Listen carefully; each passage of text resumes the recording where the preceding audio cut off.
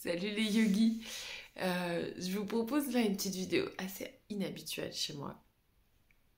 C'est un petit coup de gueule et pour le dire plus joliment, un billet d'humeur. Par rapport à ce qui se passe un petit peu sur YouTube au niveau du yoga. J'avais envie en fait d'avoir votre avis sur la question. C'est c'est une question que je me pose depuis un certain temps, à laquelle je réfléchis.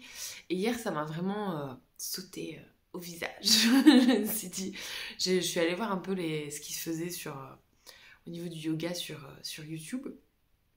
Et c'est vrai que je le fais assez rarement. Moi, je fais mes trucs, voilà. Voilà. Je regarde pas trop ce que font les autres. Bon. Enfin, rapidement, hein, forcément, on est... voilà. On est un petit monde hein, sur YouTube. Mais en fait, ce qui m'a frappée, c'est de voir à quel point les vidéos courtes de yoga cartonnent, en fait. C'est celles qui font le plus de vues. Et alors, c'est vrai que c'est quelque chose que j'ai aussi remarqué sur ma chaîne, évidemment. Je suis pas aveugle, je vois bien que les formats courts de 10-15 minutes, 20 minutes, c'est clairement des formats qui marchent très bien. Mais en fait, ce que ça a généré chez moi, c'est un léger agacement et une petite inquiétude. Je vais vous dire pourquoi. L'agacement, il vient un petit peu du fait que... en fait, moi, j'essaye de respecter une certaine éthique, on va dire, du yoga, de transmettre les enseignements du yoga, pas exactement tels qu'ils m'ont été transmis, parce que c'est pas possible, on a chacune notre personnalité, notre vécu, etc. Mais voilà, j'ai un maître, entre guillemets, de yoga qui s'appelle Émile, et que j'ai suivi, que je continue à suivre quand je peux, parce qu'il habite loin. Mais voilà, et j'essaie de transmettre ce qu'il, lui, m'a transmis de ce qu'est le yoga, de son essence, etc.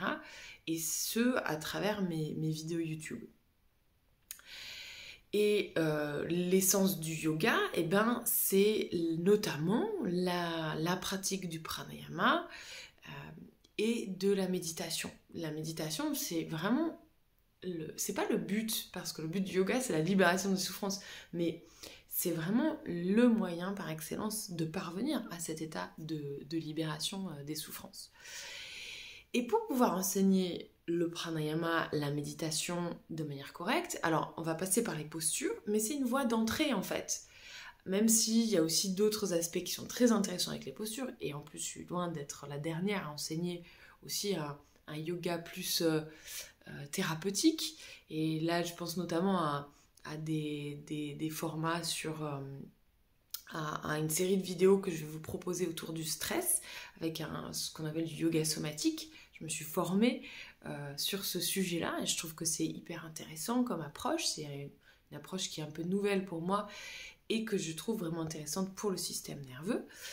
Voilà, bon, parenthèse à part, mais ça aussi, c'est des vidéos qui m'ont pris beaucoup de temps à faire, à préparer, qui sont des vidéos avec des formats un peu plus longs, et je ne pourrais pas vous transmettre l'essence de ce qui m'a été enseigné sur des formats de 5 minutes, en fait, clairement. Enfin, vous n'obtiendriez pas les mêmes effets sur votre système nerveux en 5 minutes, ou alors ce serait vraiment du mensonge en fait.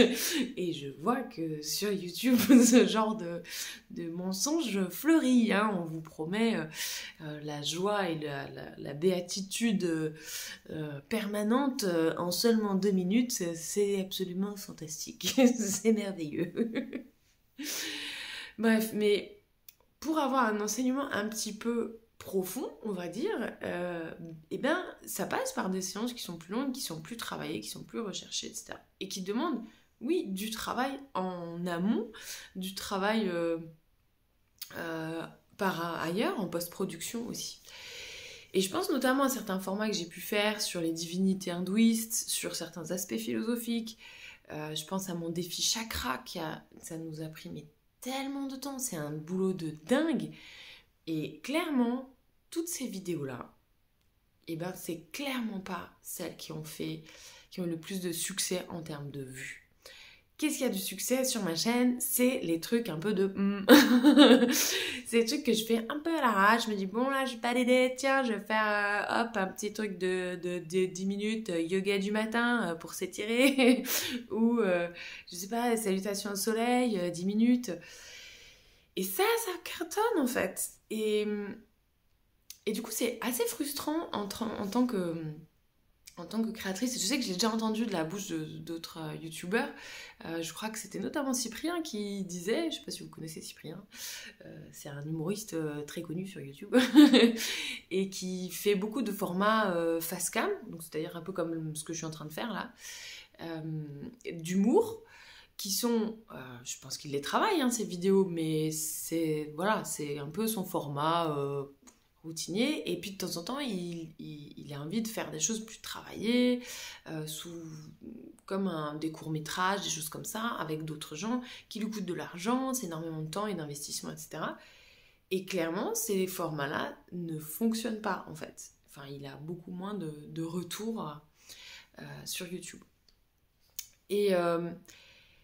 Et du coup, c'est sûr que c'est frustrant parce qu'on se dit, je consacre beaucoup de temps, d'énergie, etc. À quelque chose, je pense, qui est de qualité, etc. Et en fait, quelque part, les gens ne suivent pas. Alors, je ne suis pas en train de mettre tout le monde dans le même sac, et je sais que ce qui me touche beaucoup, c'est que souvent, il y a des élèves qui viennent dans mes retraites de yoga ou sur des festivals ou des ateliers que je donne et qui me disent « Ah, mais vraiment, j'adore tes séances sur les divinités hindouistes, etc. Je trouve c'est hyper intéressant. Merci d'apporter ça, etc. » Donc, je sais que vous êtes nombreux et nombreuses à aussi apprécier les contenus que j'espère être d'un peu plus grande qualité. Mais voilà, force est quand même de constater que ce qui cartonne, c'est les formats plus courts. Et voilà, pour moi, on peut pas vraiment rentrer dans la pratique quand on fait en 10 minutes, en fait. Pour moi, ne serait-ce que d'arriver sur son tapis, de se poser sur son tapis, d'arriver dans son corps, de se poser dans sa respiration, mais ça prend déjà 10 minutes, en fait. Et donc après, on peut commencer à faire des choses un peu plus intéressantes. Et puis c'est intéressant de commencer par du pranayama, de commencer, ou de terminer par une méditation. Et tout ça, ça prend du temps. Et c'est là qu'on va vraiment avoir des effets intéressants sur le corps, sur le mental, sur notre vie, notre quotidien en général. Ça, c'est pas un truc qui s'obtient en 2 minutes de pratique. Or, en fait, quand je manque d'inspiration, parfois on regarde avec Anthony, avec qui je travaille, on regarde les Google Trends, c'est-à-dire ce que les gens tapent sur Google. Et en fait, on est tombé sur une tendance qui est yoga 2 minutes. Qu'est-ce que vous voulez faire en 2 minutes? Qu'est-ce que vous voulez faire en 2 minutes? Moi, je ne sais pas. Là, j'ai dit Anthony, non. Là, j'ai atteint ma limite. Je suis peut-être une vieille conne. Je ne sais pas, mais c'est pas possible. Je vais pas faire yoga 2 minutes. Moi, déjà, 10 minutes. Le format le plus court, je crois, c'est 12 minutes sur ma chaîne. Et déjà, je trouve que, on fait pas grand-chose en 12 minutes. On s'étire un peu, c'est sympa, voilà, ok. Mais pour moi, on n'est plus dans cette... on est dans une autre dimension, on est dans quelque chose et c'est là où j'ai un peu d'inquiétude, c'est que je me dis qu'il y a une forme aussi un peu d'appropriation capitaliste du yoga, même si je le constate déjà à d'autres niveaux. Mais il y a un côté un peu consumériste, c'est-à-dire on se dit, en fait, moi j'ai que ce temps-là à consacrer, j'ai 2 minutes à consacrer, et puis je veux en retirer le plus de bénéfices possible. C'est-à-dire que mes 2 minutes, elles vont me servir à apaiser mon stress, vivre dans un monde de licorne, etc. Alors, c'est complètement illusoire, clairement, parce que comme je vous disais, le système nerveux, il a besoin de temps pour s'apaiser, en fait. C'est pas un truc qu'on fait, surtout quand on a du stress chronique, c'est pas comme ça, en claquant des doigts, qu'on va mettre fin à ça. Et donc, pour moi, il y a un peu cette approche consumériste du yoga qui m'inquiète un petit peu parce que je vois que... mais en fait, qu'on vient nourrir aussi en tant que créateur et créatrice. on vient nourrir ça parce qu'en fait c'est un peu un cercle vicieux, on voit que c'est ça qui plaît, donc on va faire des formats comme ça, et donc du coup les gens vont se dire bah en fait ça suffit, si je fais 5 minutes ça suffit.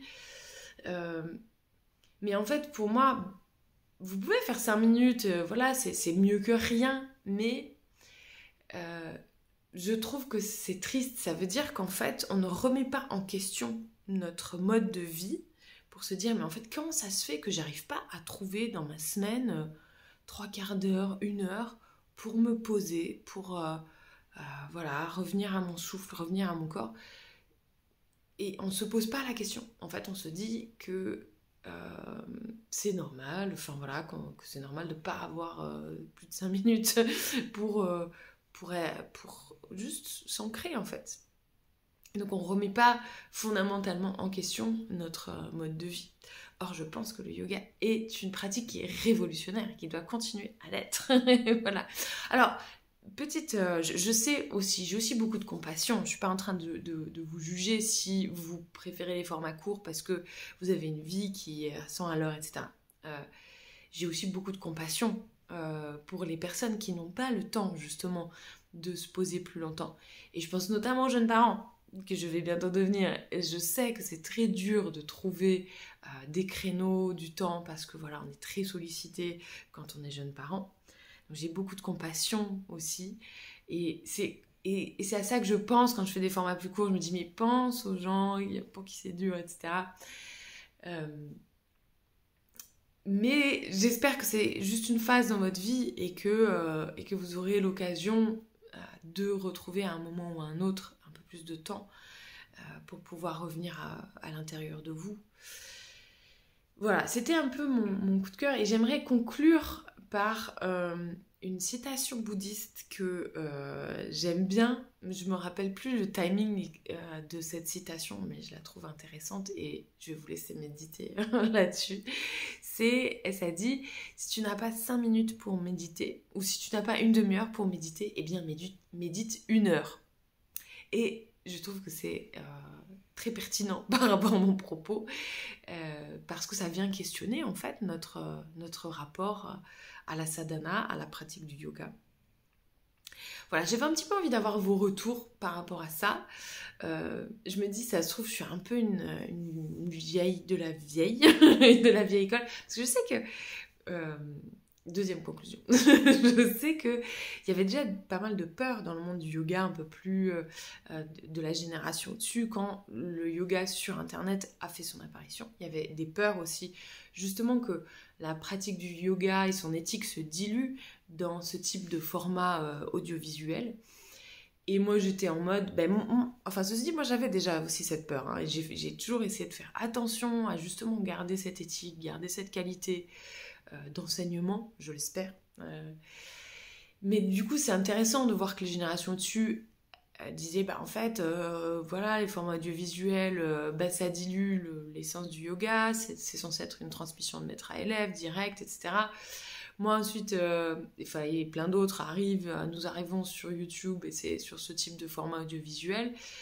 On fait des choses, moi, je fais les choses en essayant de rester le plus éthique possible, et puis je pense qu'il y a des jeunes générations qui sont en train d'arriver et de faire des formats plus courts, etc. Et je me dis, si ça se trouve, ils arrivent quand même à garder cette éthique, cette profondeur d'enseignement. Simplement, ils le vulgarisent, ils le font d'une autre manière, j'en sais rien. Donc voilà, peut-être que c'est ça aussi. Voilà. Je voulais voir un petit peu avec vous. N'hésitez pas à le mettre dans les commentaires. Qu'est-ce que vous ressentez par rapport à ça? Est-ce que vous avez le même sentiment? Est-ce que ça vous inquiète? Est-ce que vous trouvez ça bien? Est-ce que voilà, qu'est-ce que vous en pensez? Je vous embrasse et je vous retrouve sur le tapis de yoga très très vite. Ciao!